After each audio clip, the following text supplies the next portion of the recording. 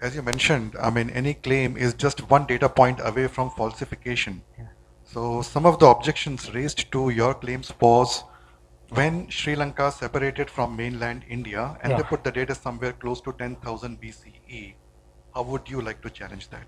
Okay, so what is the specific question? Like, Yeah, what? so the question is that if Ramayana actually happened in 12,000 BCE, Mhm. that means at that point of time, Sri Lanka and India, they were joined and there was no need to have Ramasetu. Okay.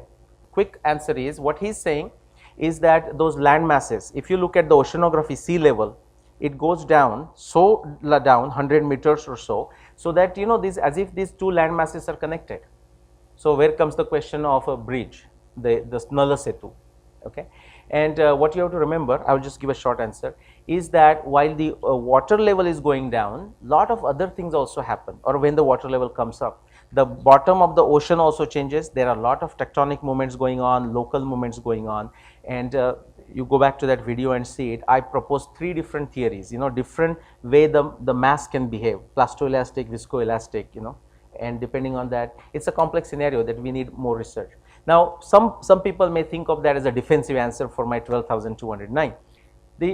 What then go to 5,114. Of course, you saw something here. So what we do is we go from a evidence that we trust more to the evidence that we trust less because of the uncertainty.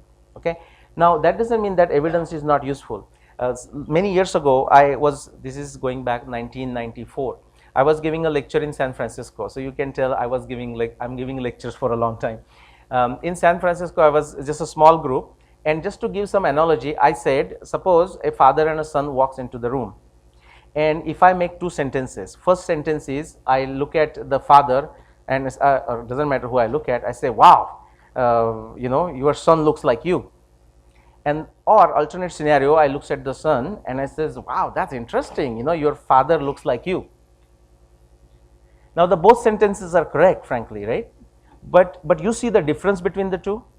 Okay, in one case there is a causality. The son looks like a father.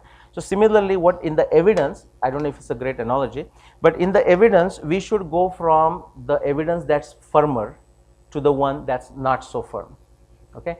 And then we need to ask the question for other claims also, but it's not so much other claims. The very fact you ask the question, that's a great question, but which assumes, whether you realize it or not, that you have accepted the astronomy argument. Everyone with me? You have, because all the great revolutionary theories lead to more questions of higher complexity, harder to resolve. So then this is a great question to have, and with time it will be resolved. We hope so anyways. I have a few questions. One is that you have mentioned that in the Mahabharata it is given that Bhishma remained on Shastriya for 92 days and not 58 days. In the Mahabharata there are several places where 58 days is mentioned. But I admit that I don't remember. I have read the whole of Mahabharata intensively, but I don't remember where it's mentioned that it was 92 days. So I want to have a reference for that. The second is that you say that people make a priori assumptions regarding the Mahabharata dating. So there is some evidence which is we cannot just deny to admit. For example, there is a Shilalekh of Chalukya king around 7th AD BC, 7th AD century, 7th century AD, regarding Mahabharata dating. So it exactly comes out to 3102 BC. And we cannot just rule out that the Shilalekh is just has been made by somebody later on. So the third point is that you say that in some 5500 BC, the ocean rose suddenly by around 6.5 meters. So how sudden was it? Okay. From the graph, I think that it was in a few decades, or at least a few years. It was not sudden in the sense that when Krishna said that the ocean will rise and Dwarka will fall within a week. Okay, thank you. So Now with my gray hairs, it's very hard for me to remember 3 questions in a stretch, but let's help me. What was the first question? Just give me a, what was it? 92 days, yes. Thank you, thank you. You don't have gray hairs, that helps. 92 days, now I'm not going to give a detailed answer because it's in my book, and 66 plus references, 100 references actually. But 58 days, I mean, where does this 58 days comes from? There is, you said multiple references. No, there are no multiple references. There is one reference which refers to, this is the Anushasan Parva around 151, 156, 169, depending on you're looking at Gita Press or critical edition. And so now all Yudhishthira and everyone has come to Bhishma again on the day of Bhishma Nirvan. And while there he says, I was lying on the bed of arrows for 58 days, and those 58 days felt like hundreds of years. Okay, that is only one reference that refers to 58 days. I'll not go into detail, or maybe if you have a time, I'll come back to this. That 58 days can be simply explained. For example, what is he saying? That I'm lying on this bed of for 58 days and it feels like 100 years. If you go... She also says that 50 days have passed. I'm going to come to that, and that contradicts this 58, by the way. No, not contradicting. Okay. Because Bhishma... Let me have my turn, sir. Because he says that, she says 50 days after the end of the war. Okay. That coincides exactly. Okay. All right. So okay, but I'll just answer. So 58 days, okay, and what all he's saying is he was lying on the bed of 58 days and that felt like 100 years. Now, if someone interpreted that to mean he was totally lying on, I mean, total duration was 58 days, as a first guess, it was perfectly fine. But then that person, whoever it is, in fact, do you know when it started, like where this confusion started? Do you know how long that confusion started? You don't think it is a confusion. It is a confusion that started in 17th century. Nilakantha Chaturdhar, my middle name, but another different person. Nilakantha Chaturdhar, 17th century, wrote a commentary on Mahabharata. And there, then he took the other reference, Maghoyam Samanu Prapto Masapunyo Yudhishthira, and then he interpreted that to mean Magha Shukla Ashtami.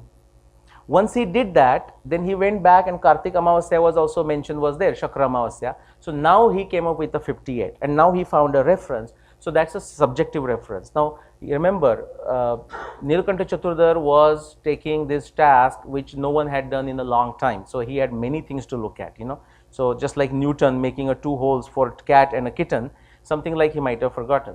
But I don't want to elaborate on that. My book is coming, so I would encourage you to read it. I will encourage all of you to read it to understand the 92. 92 is not even shouldn't be a point of discussion. And as sir, you admitted that you have not necessarily read it or not familiar with it. I would encourage you to patiently wait and see those differences. The Krishna's references Panchashatam, and Shashi Tiwari professor, you can correct me, I just say the wrong words, the 56, so whatever the right word, Panchashatam, Chachakuru Pravira, Shesham Dinanam Tava Jivitasya.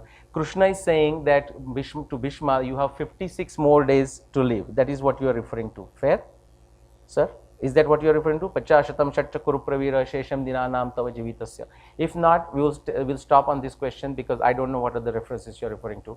Quickly, 92 days, I'll give you the timeline. Bhishma fell on the 10th day of the war. How long did the war last? Additional, total 18 days. So there were additional 9 days when the war continued. Bhishma was on the bed of arrows. Okay, Aparnaji, if you can do the calculation for me. Okay, so 9 days Bhishma is lying on the bed of arrows when the war continued.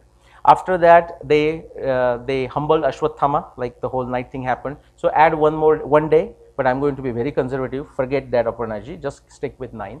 Then after that, doing the Preta Kriya, they went to the bank of Ganga. And if you start the Shanti Parva, chapter 1, verse 1, Vaishampayan says, then there they lived for 1 month on the bank of Ganga. So 1 month is what? Could be 27 days, depending on sidereal or whichever month you take, or 29.53 days, or civil day. Civil month is a 30 days. Let's take the most conservative because we are fighting 58 versus 92. So add 27. 27 plus 9 is what? 36 days. Then few days passed by. Now Yudhishthira and the party, Krishna, everyone came back to Hastinapur. Okay. Then Yudhishthira was coronated. Yudhishthira assigned offices. Yudhishthira assigned palaces. Yudhishthira honored Krishna. And then Krishna came to Yudhishthira and said, let's go to Bhishma. Bhishma is waiting for us. Then they went to come back to Kurukshetra. That is the day Krishna says, Panchashatam Shatchakuru Pravira Shesham Dinanam Tava Jivitasya. You have 56 more days to live, which means the day of winter solstice was 56 days away. Okay, in between days, from the time they came from the bank of Ganga to the day they went to they went to the Kurukshetra, we don't know exactly how many days. Let's call it in mathematics x. So we have 36 plus x plus Krishna saying Panchashatam Shatchakuru Pravira Shesham Dinanam Tava Jivitasya. 36 plus x plus 56. If you add it, that's 92 plus x. In fact, I'm not saying 92 days. I said more than 92 days. Okay, so that's the thing. And now to support this, okay, after the Bhishma Yudhishthira Samvad continued for few days. In my previous book, 2011 book, I have shown how that lasted for 6 days. There is sufficient evidence for that, like 10-15 different references. Then Yudhishthira went back. Bhishma said, now go back to Hastinapur and only come back when the sun turns north, meaning the day of Uttarayan. And then again the references in Anushasan Parva that Yudhishthira went back to Hastinapur and lived there, stayed there for 50 nights before returning to Bhishma. So that 56 that Krishna is talking can be split into 6 plus 50, and there is sufficient evidence for that. I'll stop on that. Let's go to the next question. You don't have to be convinced, but I just put my position. What was the second question, sir? The Shilalekh. So you might be talking of a Ahiole inscription or any inscription. Let's talk about the inscription. Suppose today someone builds a temple. We will take for example a most popular claim.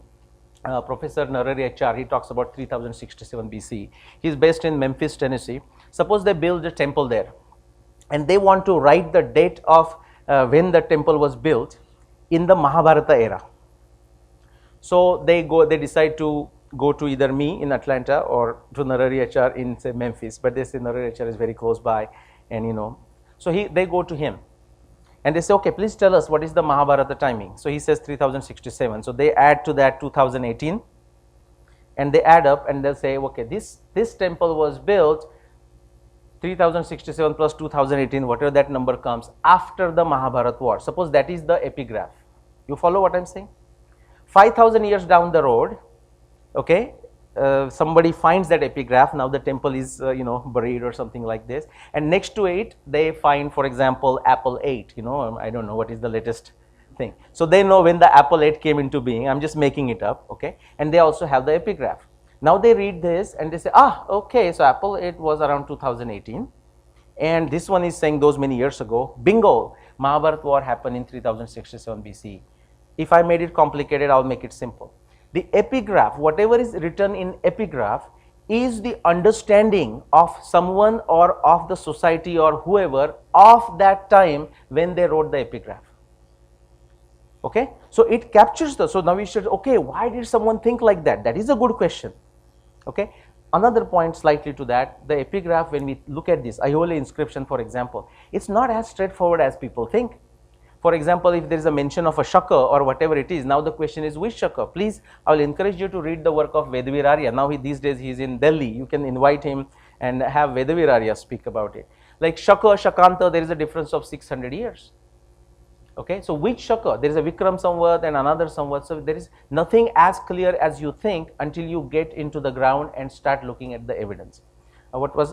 So just to answer your question, it is the assumption of the folks, some experts, whoever it is, of that time when the epigraph was created. It is a perfectly standard point. I mean, it's a good a priori assumption.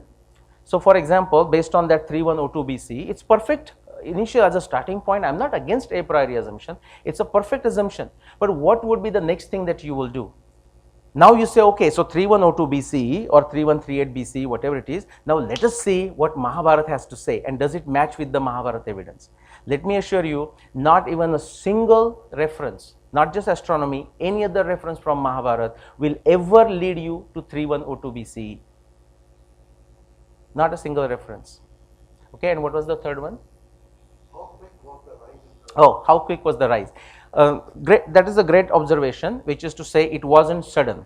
That is your point. So it could be over thousands of, even 1,000 million, 1,000 years. It could be few hundred years. Well, yes. But then you have to go and understand the nature of data, nature of oceanography data, how that is collected, what you get, how there are certain types of data. For example, isotope oxygen that I showed you for climatology. Many times it is a delayed response.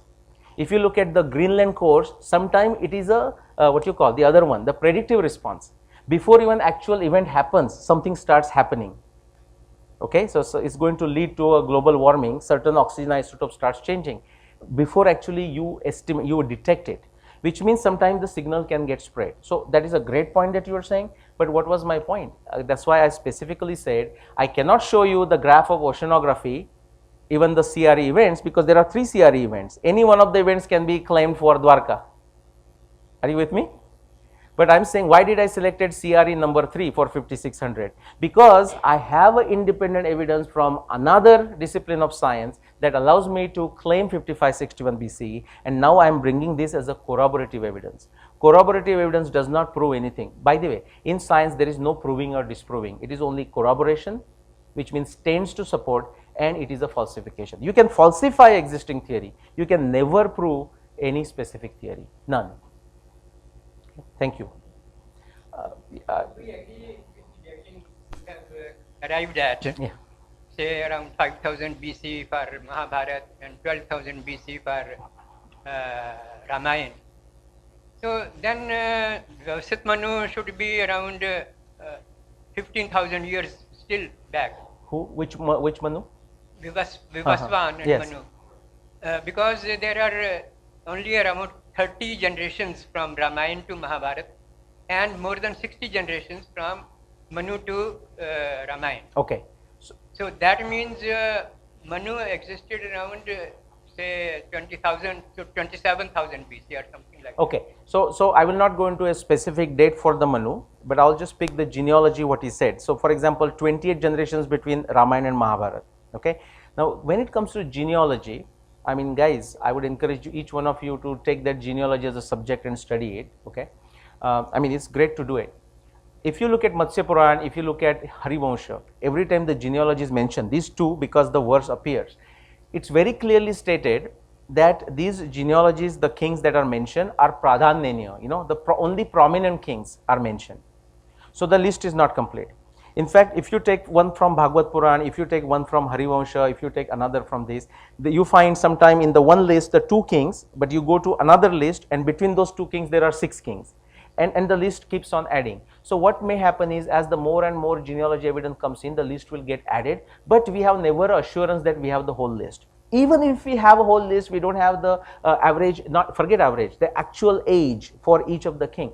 So what I'm saying is, the genealogy evidence can be useful. It can be directionally useful as a relative chronology. It will never be useful, I mean, I would love to be wrong, for determining the absolute chronology.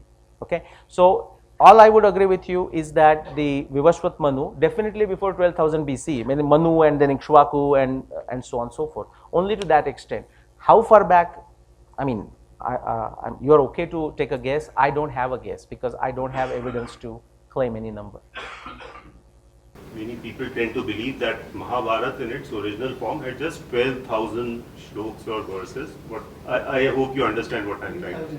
Over a period, then it got accumulated into 1 lakh. Yeah. So how have you normalized, or how have you taken out your conclusions, and how did you identify Okay. Yeah. which were the right verses or shlokas from which you... Okay, I'll repeat the question and tell me if I said it correct. The question is, I want to add something supplementary to this question. So, is it very close or it's a separate question? No, it's supplementary to this. Vyasji wrote around 8,000 something shlokas. Now, from the Mahabharata Vyasji wrote, there are 3 books. Mahabharata, Harivansha Puran and Srimad Bhagavad Puran. And there are more than 1,30,000 shlokas in these. And one thing while studying these books I found was that what Vyasji wrote was that whenever he says that Arjun said this thing, that was within the shlok itself, not outside. Arjuna was not outside the shlok.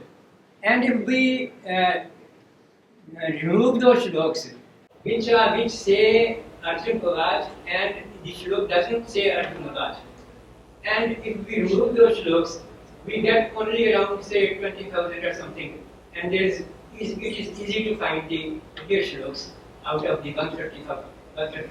Okay. And I find that that Shanti Parv and Vishwasan Parv, most of it is interpolation only. Okay.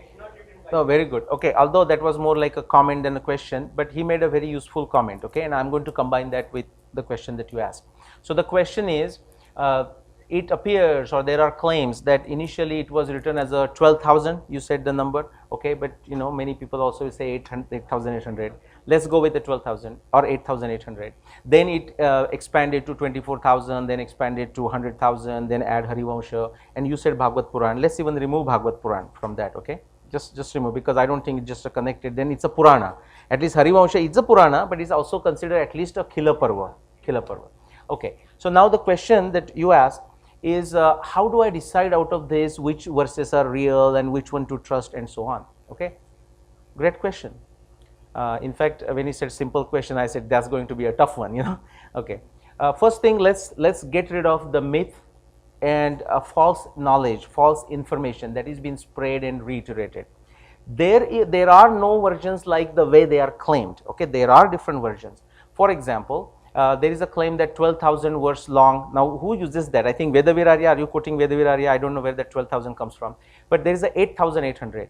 You know, I mean, Adi Parva. Read that, and if you go to my blog, just type original Mahabharata or something, and you'll get this blog. 8,800 verses. You know what the actual Mahabharata says? Even many people say that is a Jaya. What nonsense! I mean, where do you get these ideas? You know, even just as a Shabda Praman, it's not there. Of course, if you come to some later book and somebody, Ananda Sadle or whoever claims that it's a Jaya, then that's fine, you know, if you take that as a Shabda Praman. 8,800 verses, Mahabharata says that these are the Gudha Shloka, whose meaning only Vyasa understands, Shuka understands, maybe someone else understands, but I don't know who else understands it. So these are the Gudha Shloka. Okay, just for fun, I will say Arundhati could be one of those 8,800, you know, for example. Now, there is a 24,000 verses version. Just right in that shloka in Adi Parva, it says Vaishampayan, there was a 100,000 verse long Mahabharata. Out of that, Vaishampayan removed the Upakhyan and then he created a Bharata Samvita that was 24,000 verses long. And there is a 100,000 verses Mahabharata. And then if you add Harivansha, that's fine. So that is the just setting the field, you know.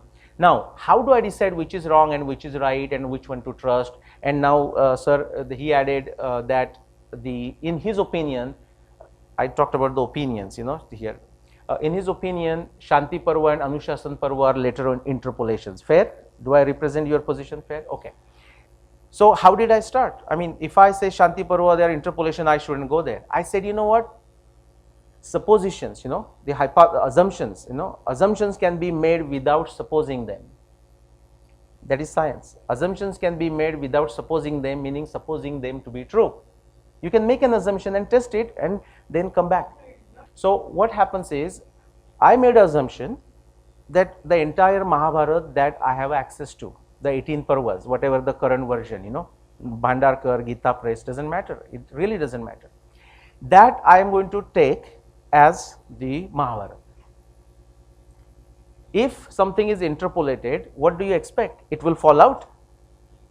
Do you agree? If there is some interpolation, it has to fall out, or if it doesn't fall out, we have to consider the whole thing as an interpolation. So what if a Arundhati Vasishta gives you a certain time bracket, then you go with a Bhishma Parva, which is Shanti Parva and Anushasan Parva, as you would agree. That also gives me the same date. Arundhati comes from Bhishma Parva. Then I go to the planetary evidence from Bhishma Parva. That takes me to that particular date. I look at rest of the planetary from Drona Parva, Karna Parva, Shalya Parva. That takes me there. I look at the river Saraswati description. It takes me to that certain time period, and on and on and on. If all of this evidence just from astronomy, but also from different fields, if it's taking me to that particular date, I tested that assumption whether this is a whole cohesive basis or if it has any interpolations and is not consistent.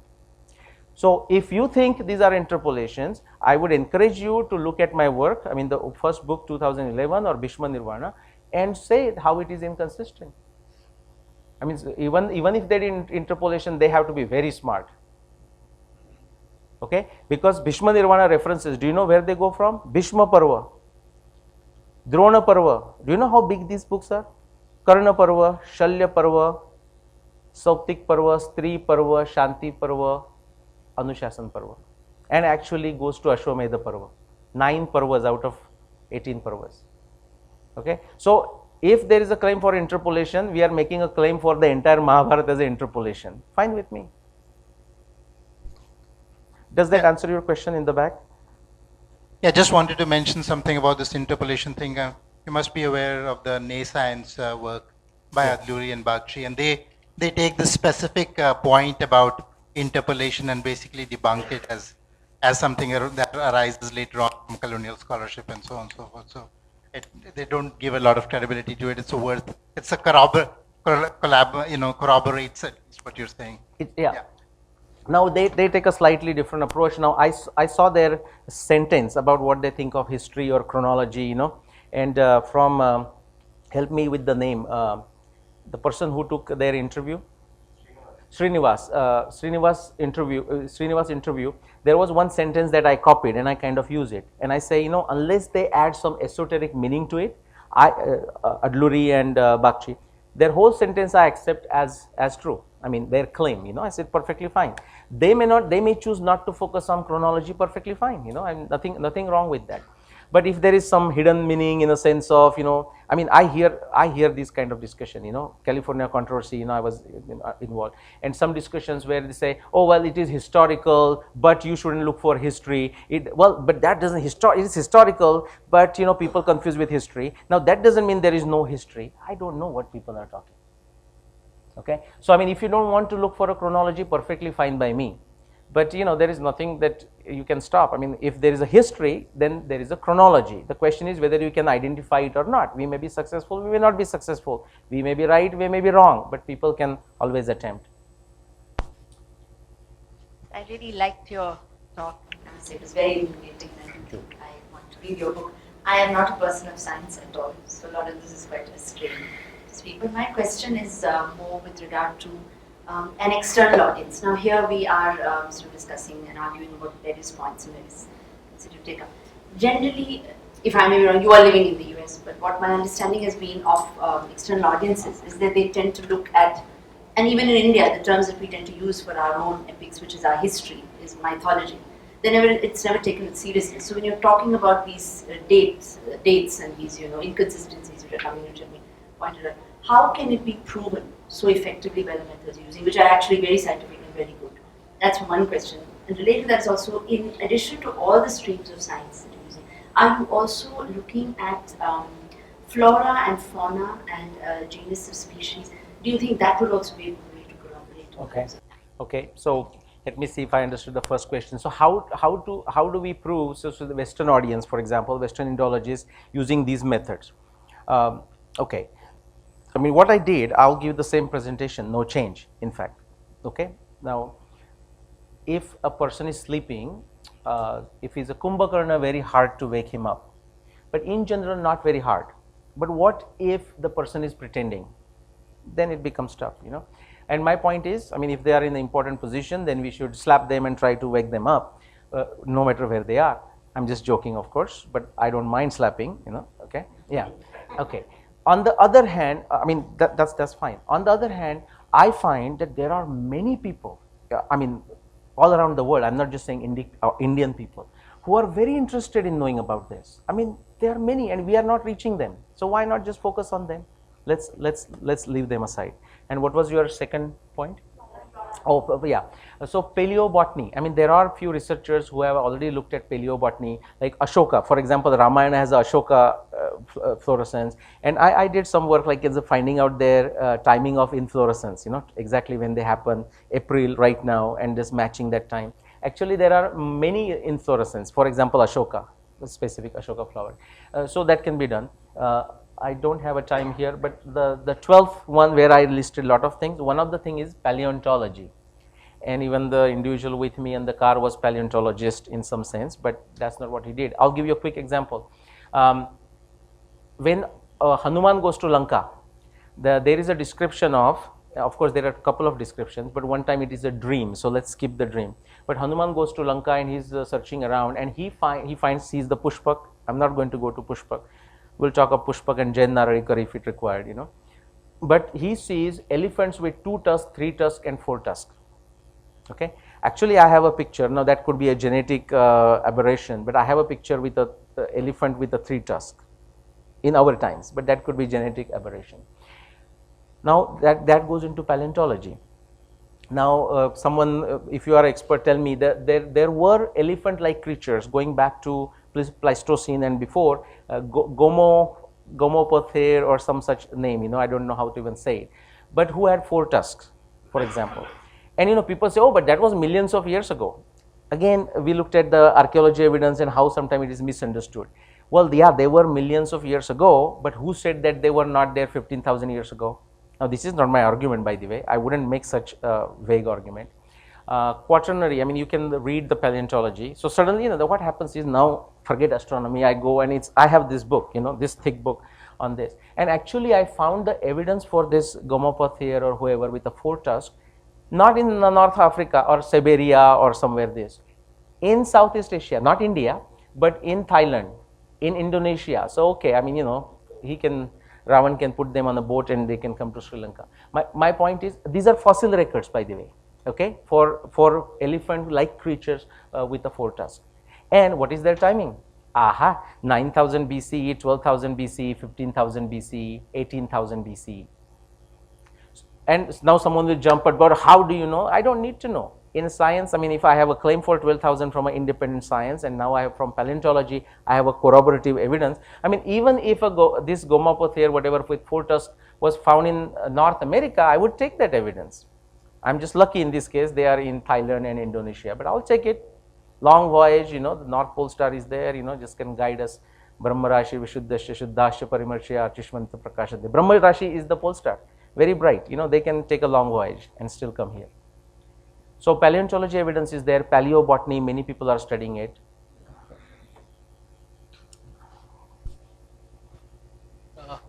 Assuming that your dating of Arundhati Vasishta is fixed, okay, it goes back to 4500 BCE, right? So in that case, what happens to all the Pauranic king lists? And you know, as in the later stages, they do tally with historical personality. So what does that do for the rest of the chronology? Okay, I mean, that's a great question. I don't know if you came late, but I did refer to chronology, I mean genealogies, the issue with genealogy. If you go to my blog, I mean, instead of answering a long one, I'll tell you what I call it. The title of my blog article is Tale, like T-A-L-E, Tale of Two Unknowns. To use genealogy data, what do we need to know? We need to know number of kings, right? To decide between 2 events, A and B, we need to know the number of kings, and ideally, in fact, I would insist on it, the average is not sufficient because it can only give me approximate number. I need to know number of kings, and I need to know the reign period or ruling period for each of the king. Two numbers I need, if not at least an average number, or like sometimes Purana has list like these many kings and 1000 years and 1115 years and so on, something like that. That is what I need. But it is a problem of tale of two unknowns. We don't know the exact number of kings, and we don't know the average or exact period for each of the kings. Some cases we know, like 1115, but those are like sections of this genealogy, not the whole genealogy. So it's a problem of tale of two unknowns. I mean, those in IT can run a simulation and come up with multiple scenarios, but these are going to be multiple answers. Anybody's guess. That is the challenge. So it's not to discount the genealogy evidence. It's limited by its intrinsic nature, how it is available to us. I don't know if, does that answer your question? The kings are not, every king is not listed, only the important ones are listed. But all the same, there is also that other number that's saying that there are so many kings, maybe all of them are not named, but you know, they ruled for X number of years, which is fixed. Yes. Yeah, so, I mean, that has to be taken into. Correct. So I'm saying that particular genealogy evidence has a value. In fact, I showed some genealogy evidence from Rigveda, Ramayana and Mahabharata with the kings and sages. I mean, why leave sages away? If we can use it, we can tap into them. But for deciding absolute chronology, well, let me put it this way. For deciding absolute chronology, I haven't found them useful. For relative chronology, yes. For example, if somebody has a question, did Mahabharata happen before or Ramayana happen before? Of course, there is much other evidence. But if we just go by genealogy, we can say, okay, Ramayana happened before. Because if you look at the genealogy, 28 kings between Ram and Bruhadbal, right? From the Ikshvaku dynasty, Bruhadbal was killed by Abhimanyu during the Mahabharata war. So, we just for relative thing, Ramayana before Mahabharata, this is sufficient. But to come up with absolute chronology, this is not sufficient. Hello. Okay, I'll take this and then I'll come back to you. Sorry about that. Two questions. First one, where was the outlet of the Saraswati River at the end of the war? Where was the outlet of the Saraswati? Outlet in the sense? Into the ocean. Okay. So the end point, you talked about the upper channel, the Yeah. lower channel. And the second one is, could you please repeat what you said about what science cannot prove? Yeah. What do you mean by that? What do I mean by that? Right, the second one? Yes. Okay. Thank you. Okay, very good. So the first one is a great question, and I have a great answer. Like, the question is, where was the outlet of Saraswati at the time of Mahabharata war? My answer is, I don't know. Okay. The second question, what does it mean when we say that in science we cannot prove anything? Okay. What I mean by that, not what I mean by that, all the philosophers of science would agree with that, which is this, and I refer to it in some fashion like Satya Shodhan. What happens is, you build your knowledge based on what is objectively testable. At least that is the path of science. That is the path of science. So you look at something, say Arundhati, and then so you objectively test it. Thank you. You look at objectively test it, and then you say, okay, based on this is my interval. Now, just because you said that is the interval, there is no guarantee that Mahabharata war happened there, because we can always object to Arundhati Vasishtha observation. Maybe somebody inserted it, maybe something else happened, maybe I am misinterpreting it, and so on and so forth. So, when we start putting evidence together, the first step is we look at more likely scenario versus less likely scenario. That's all we can do. We cannot do any better than that. We cannot do any better than that. And just like I said, a data point can come in and dismiss this whole thing. Suddenly we find some evidence, and we find out some great Indian astronomer was pulling this whole con on all of us, with all these references. That's always a possibility. We're finding evidence. Someone was writing a science fiction and we found it. So this is not limited to Mahabharata, this is true everywhere. So actually that was the problem for a long time, the whole Renaissance, from the Hume to Kant. I mean, this was the problem. I mean, the epistemological issue, and how do you do it? I think Karl Popper is the best. I mean, what he did. First question is related to the event when sea level rises by 6 or 7 meters, and that's how Dwarka is presumably submerged. Is there, during the course of your study, is there any research that also validates that it was around the same time when Rajasthan became a desert? Because sea level rising by 6 or 7 meters means that there would be an abnormal rise in temperatures because of whatever reasons, global warming, ice melting or whatever. That's number one. Secondly, you quite interchangeably use the word winter solstice around the death of Bhishma. Presumably you wanted to mention Makar Sankranti. Now these two events are astrology and astronomy both. So I just wanted to understand how correct or that. Two questions. Okay. So the first question, what he's asking is again going back to the oceanography evidence, and was that the same time when the Rajasthan desert was created and so on. I will say just don't even jump and try to create that. If you go back, there are references to Marubhumi, assuming that is what referring to the desert before Mahabharata, before Ramayana also. Okay, we don't know which area, how far, broad area, and so on. So let's not go there. But for example, if someone wants to make a connection, the oceanography evidence and the connection with the desert formation and all that, somebody has to do a research on it. So that's the first one. But it doesn't affect any of this. Remember, I'm not proving it. I'm corroborating this evidence. And the second one was Makar Sankranta and all that. I'm not interchangeably. I don't know which words I use. Maybe Uttarayan and winter solstice, right? Yeah, and possibly Uttarayan. Okay, so what I mean is when the sun goes to the extreme south and turns back, that's what I'm referring to. Okay, now quickly, what is, again you can go back and read the blog, type Makar Sankranta. What happened 1700 years ago, we can estimate that very easily, when the day of winter solstice matched with the time when sun entered the zone of Capricorn. Okay, so people can remember in a different way, right? People might remember, okay, when the bird starts, these particular birds start flying, it's a time to celebrate Makar Sankranti, for example. So just like that, they said, okay, when sun enters the Capricorn, we celebrate, that is the time of winter solstice. So that was true 1700 years ago. But then a generation went by, 72 years, now this whole thing shifted by 1 degree. But what is a 1 degree? In the sky it is like this, 2 moons, you know, together, something like this. People say, okay, what's the difference, you know, let's not change that. So it's a Makar Sankrant. But the years go by. Actually, we have evidence in our literature that that has happened many times. Right now we are using Ashwini Nakshatra based calendar as a starting point, spring equinox. Already the point has moved to where? Between Revati and Uttara Bhadrapad. But we are still doing Ashwini. It doesn't change anything for us, so we are fine there. Possibly the reason sage Vishwamitra was angry at the time of Trishanku, and he wanted to, the verse says he created Pratisrushti with Shravan as the first nakshatra.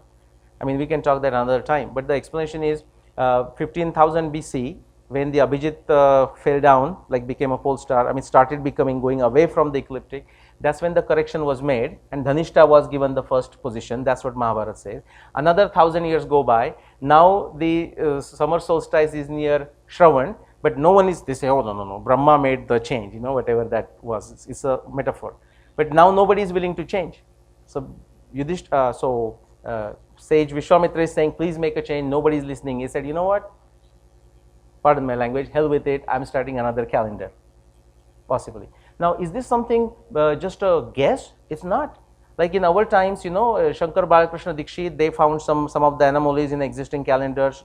Lokmanya Tilak had something. The calendar is known as a Tilak calendar. Some of you may know it.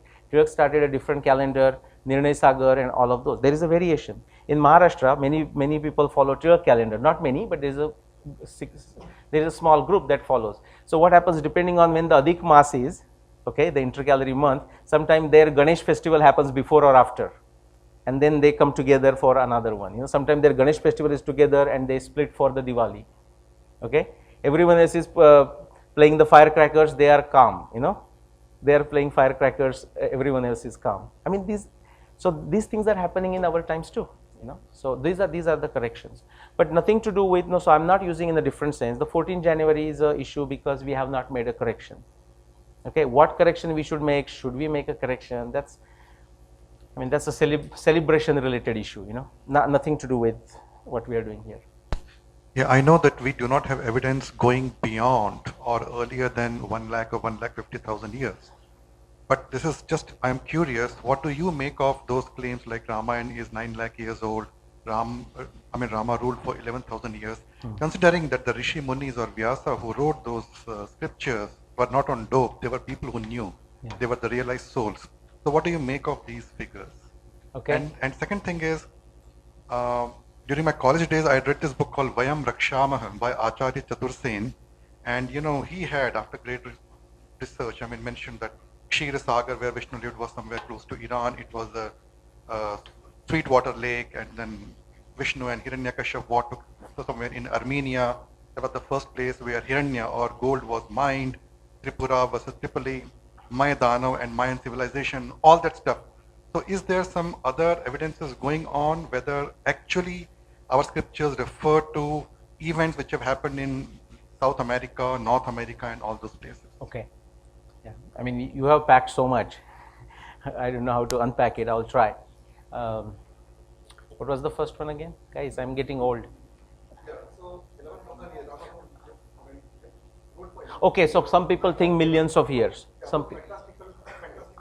Yeah, well, let's not even call them fantastical. Those are claims, right? Based on a Yuga theory and then 432,000 and so on. I don't feel like, come on, what kind of crazy evidence? Crazy claims. No. What I think lacking is those people who make those claims don't do anything about it. I mean, they will read it and therefore they say, oh, that's what happened, you know, something like this. And what is your evidence? What do you mean by that? I mean, who are you? I mean, that's what they will ask. I mean, this is not the kind of discussion should happen in a scientific methodology. I mean, what are they saying? If you go back to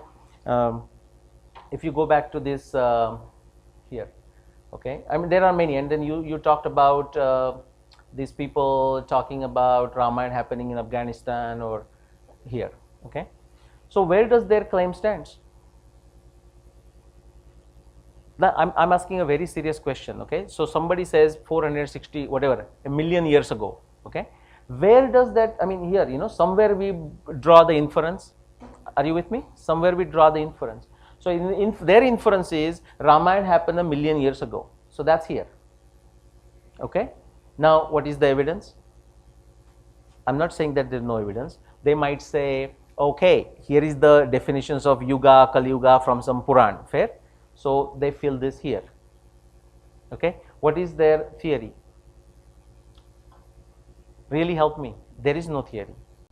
I mean, if you can try, I would love to hear that. What exactly is the theory?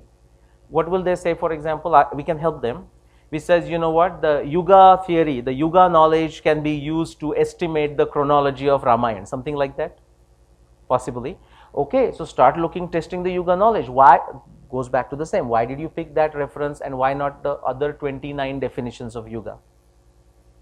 And every time somebody asks me a question, I mean, I don't check it, but Rupa Bhatti, who works with me, she just pulls another definition, you know, literally pulls another definition from another scripture.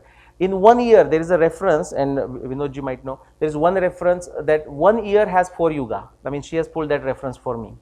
1 year has 4 Yuga. 5 year has 4 Yuga. I mean, she has pulled the references from our ancient literature that say that. So we have to make sense out of it. So there is no good theory here. That is the first thing. There is evidence that they want to use the Yuga, but why only one selective evidence? And so that gets into the problem. So actually they are here. How do they test objectively? Nah, right? Actually, some of the people who don't even believe in that long Yuga have actually tried to find the evidence. If you read my Ramayana, I have listed evidence of Dr. Vartak that he claimed something for 1 million years. He doesn't think it's happened 1 million years ago, but he said, if somebody thinks million years ago, he doesn't think, here is a possible evidence that they can run with it. Now those people who claim 1 million years ago, go and ask them if they know that evidence, because they don't understand what evidence is, okay. Now what about the background knowledge, Yuga theory? So why do you use only, I mean, it just falls apart. This whole structure falls apart instantaneously. And then the second thing, like you said, going back to Afghanistan and then Tripoli and all of this, I mean, there was a person who shared my last name like P and Oak, and he did a lot of great work, but then he also made some very strange claims, you know, something like this. And something, be aware of this, guys, because you know what, in case of Newton or Einstein, what you know is only about the successful theories that they made. If you read their biographies, even Kepler and all that, you know, you'll be amazed how many crazy falsified theories that came up with. That's true for Niels Bohr, everyone, okay. We don't hear about them, okay. So I mean, you know, just so people jump on a P&O, people jump on some of these. No, I don't look at them in a negative fashion. I said, that's great. I mean, I'll give up my claim if they can come up with the evidence. I mean, there is a accusation that is made, you know, some people think, I mean, accusations about me, that I think farther we go, better it is. If it is true, then what stops me from going to 1 million years? Okay, we should go where the evidence takes us and be willing to change, willing to be wrong. You know, so Bhagavad Gita talks about, you know, abhayam sattva sauchuddhi, be fearless, be assertive in what you claim, and amanita, the last one, you know, tejakshama dhruti shaucho nadroho amanita, be humble, be willing to be wrong. I have 2 questions, but I'll ask them one by one to avoid any confusion. Thank you. So my first question is that, has there been an attempt from your side to reach out to any authorities, for example, NCERT, ASI, MHRD, to, you know, take these claims to them, this evidence, or to, you know, basically formalize this, or vice versa, if someone has reached out to you till now? If they have reached me. Yeah, like either way, has it happened, or okay. Is there a possibility of this happening? Okay, well, I want to make it happen. They have not reached me. and I don't know exactly who these individuals are. But what I do is, I mean, I know some folks, who are researchers in a generic sense, not necessarily Mahabharata, but they are on ICHR and all of this. But they are aware of my work. Okay, I mean, I'm not going to go hold a gun to their head and say, please do something about it. If they say it, they will say it. I mean, this is a long process. It's not so. I mean, of course, this kind of work needs to get into the textbook. But you know what? What gets into textbooks? For example, just because I'm convinced about 5561 BCE and this, I don't insist that suddenly they should go into the textbook. Not because I'm not convinced. I'm very convinced. Okay, that's not the point.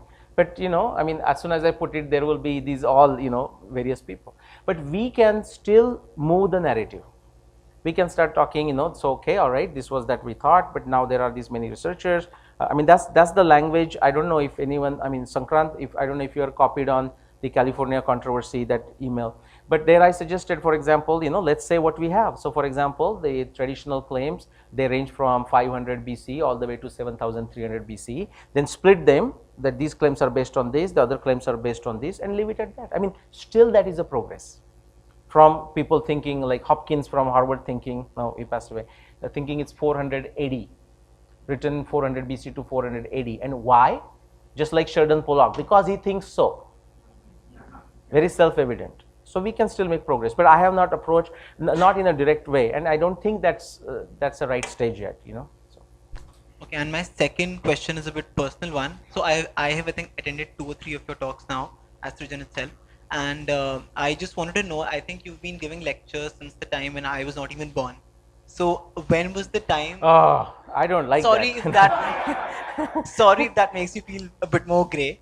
But I wanted to ask you that when was that, I mean, I know that you have done your chemical engineering and right now, I don't know what your current profession is, but when was the time when you actually started researching into these aspects of history, and what, like, where did you start from, or any sort of like a brief context that you could give us? Okay, yeah, and so thank you. So the question is like, how do I start? What do? I do nothing. That's a simple answer. And where do I start? I think that comes from either your own frustration, not frustration in a negative way, but it's good to know about something. So it can come from that. Sometimes it's a coincidence. So some people throw the question at me and they send me on a tangent, now suddenly I'm like searching for something else. But I did mention how I got into it, basically. So a random observation, I was interested in Bhagavad Gita, that got me to this. Yeah, go ahead. Oh, I'm sorry, okay. Yeah. I actually, what I wanted to ask you was that from your like very scientific profession, when did you think that I should go into this, and what was the inspiration or whatever? That was like what I wanted to hear. Right. I mean, it has to come from the self. Okay. I mean, the glory may happen, but you don't do this for a glory. You should be ready for a ridicule, absolute ridicule. Just I'll give a simple example. When I published my first book, okay, when my dear friend, of course, he asked me humorously from Mumbai, my classmate for many years. So he said, hey, just he called me. He said, okay, I saw that when did the Mahabharata war happen? Is it okay to tell my friends, I mean his things, that you are my friend? Okay, so I mean people worry. So I think you should be ready for a ridicule. Yeah. I mean you should enjoy it, by the way. You should enjoy it. For example, Konrad Elston, we did a great interview. I mean, again, I was with Konrad in 2 places. I was at Kurukshetra, but I was also with him in Surat, and I know you were in Surat too. So so I did a recording in Surat. Konrad, and he calls me and many others like high chronology enthusiast, and I say, okay, I love that title. I'm going to use it. Okay, but again, I'm not looking for older the better or anything like this. You have to go where it leads us. Is regarding the time gap between Trishanku's time and Ramayana, where in both the places Vishwamitra is talking. Yeah. What is the time gap? Okay, so first thing, Vishwamitra is there even before Trishanku, and frankly, Vishwamitra is also there during the Mahabharata times. Same thing with Vasishta. Okay, so again we have to understand what that possibly means. Like, so my Gotra is a Vasishta, so I am a Nava Vasishta. I mean, these are descendants, disciples, either through genetic succession or through disciplic succession. So those are all Vasishtas. That's one. In terms of timeline, what I did is, again, we will get back into genealogies. For example, we do have a list of kings between Trishanku and Ram. Okay, and I don't remember how many kings, but it doesn't matter. For example, again the question comes how many years and so on and so forth. The way I determined the time of Trishanku, Ram was based on Valmiki Ramayana references, and Trishanku was based on the fact that Vishwamitra of Trishanku times created Pratisrushti with Shravan as the first nakshatra. So I was going backwards from 12,200 and finding an event that can match for Shravan as the first nakshatra. And it's not arbitrary, because before that Dhanishta is defined as the first nakshatra. Dhanishtadi tada kalo. Brahmana described, Brahma is given supposedly Dhanishta, the first place. Rohinyadi bhavet purvam evam sankhya samagata. This is from Mahabharata. So we have evidence for Dhanishta being the first at summer solstice. And therefore, if you go back from 12,000, the immediate the instance comes when Shravan is at summer solstice, and that happens to be around 13,000 BCE. So that's how I determine the timing of Trishanku. We'll just wrap up. Sorry, I'll ask the last question. It's my whole point about, yes, what does it solve if you jump the Aryan invasion theory? We are a Mili-Juli Sanskriti, even if people came from outside. So what? We are a composite culture now. Look forward, not backward. Not look forward, not backwards. Why does it matter? Okay. I mean, this is a great question. This is also a loaded question, and I mean, not loaded in the sense you have not loaded it, but I mean, this can be answered in many, many different ways. Okay. So, I mean, I have a discussion with some of you who are sitting here. But before even I answer that, and I may not have to answer it, what are some of your impressions? For example, why chronology matters? For example, how many of you think that chronology does not matter? Raise your hand. And that's perfectly fine. I mean, if that's what you believe. The chronology doesn't matter. I mean, how does it matter? Okay, sometime it happened, it's our history, it's our culture. Look at the spiritual values, or look at the only spiritual values, why bother? Even if it wouldn't have happened, we are, I mean, you hear that, you are not history centric. I mean, some of the I don't want to call it fathers necessarily, but some of the people who are very much gung ho reading some of the works of Raja Malhotra. Now I read all his works. I mean, we communicate, by the way. I mean, I go to his conferences and we have one-on-one chat very frequently. That's besides the point. But some of them have literally taken that, just what you call copy paste. The history centric. We should not be history centric.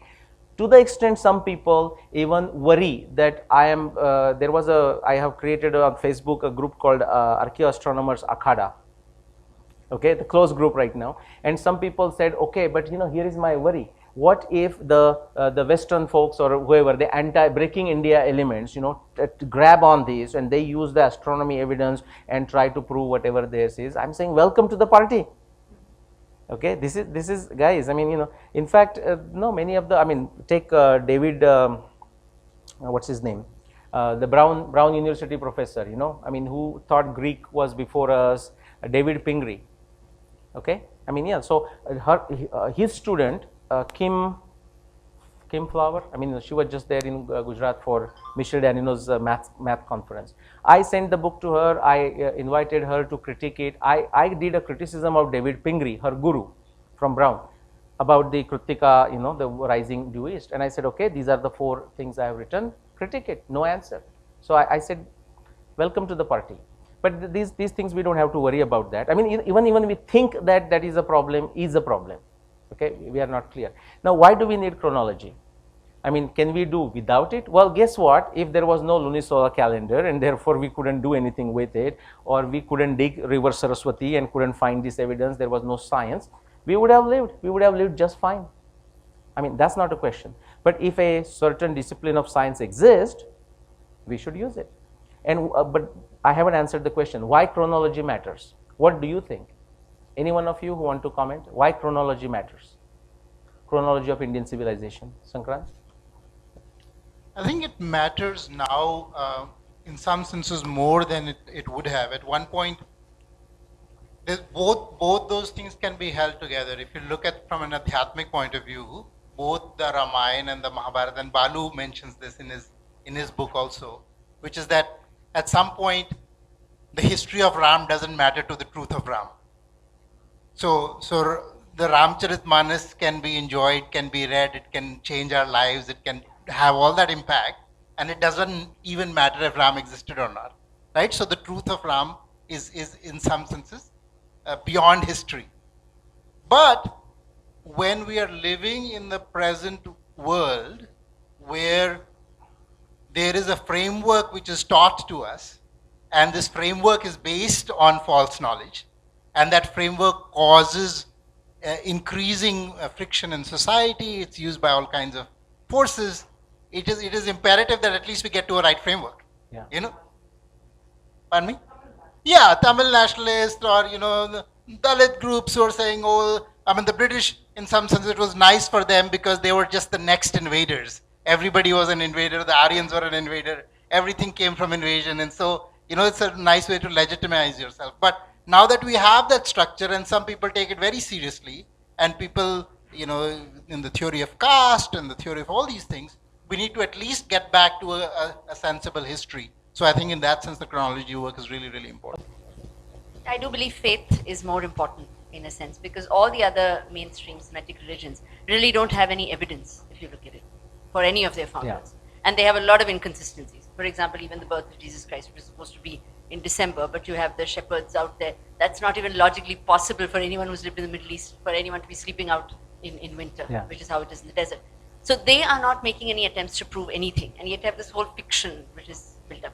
We are trying, through people like yourselves, many other experts, who are trying to do this. One way of looking at this, we are trying to prove. Another way could be also that we are too defensive. What is there to prove? So it's both ways, Yeah. in a sense. Okay. Anyone else?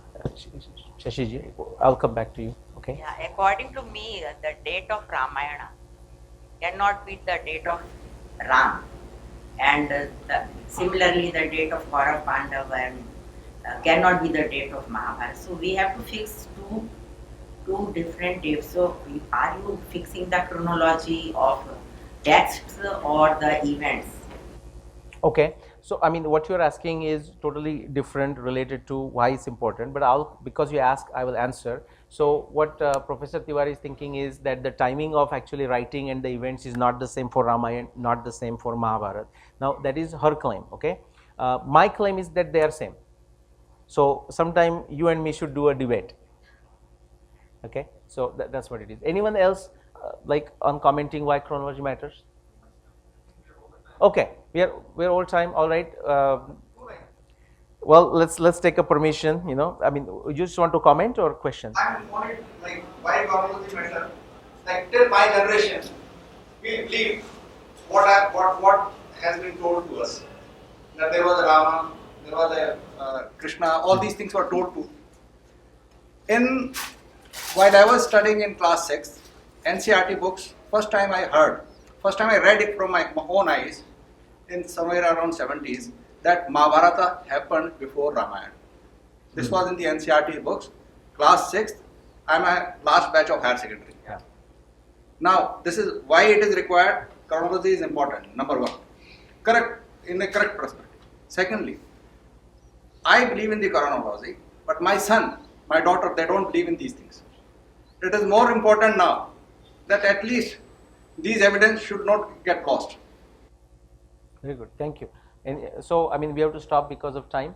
But you know, I think, I mean, I don't need to add anything. Like all that you have added, I can add a lot. I'll just quickly say, Dharma-Artha-Kama sadharma kim na sevyate. So you look at the dharma, but you look at the artha, prosperity. Artha just, you know, prosperity, but also in the sense of meaning for the life, okay? And then kama, desires, okay? So how did we achieve it? We achieved with agriculture, we achieved with the wealth creation, we achieved with the commerce, we achieved with the navigation. And so when it comes to the priority of whose inventions, whose discoveries, all these chronology markers for astronomy, for medicine, for navigation, they all come into the picture. Think of the turmeric, the patent for turmeric. Because we had documented evidence for turmeric, we could turn around, you know, I mean, get rid of the patent in America. If we don't have that evidence and the timing, you know. But what if they say, oh, we had some patent in wherever, in Europe, and your Mahabharata is only from 400 AD or something, we could have a trouble. All right, namaskar.